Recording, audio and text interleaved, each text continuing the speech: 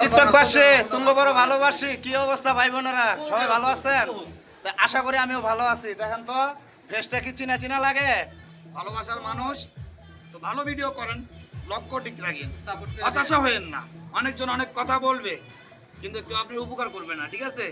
নিজের পায়ে নিজেকে দাঁড়াইতে হবে, চেষ্টা করেন, চেষ্টার কমতি রেখেন না, সফলতা আপনিও পাবেন, ভালোবাসা থাকবে, ঠিক আছে? আসল কথা কি ভাই, আমি কখনো ভাবি নাই।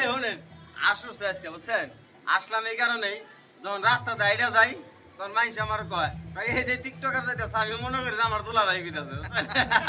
কিন্তু একটা কথা কি ভাই, আমি কখনো ভাবি নাই যে আমি ভাইয়ের লোক আমার দেখা হবে, কখনো ভাবি নাই।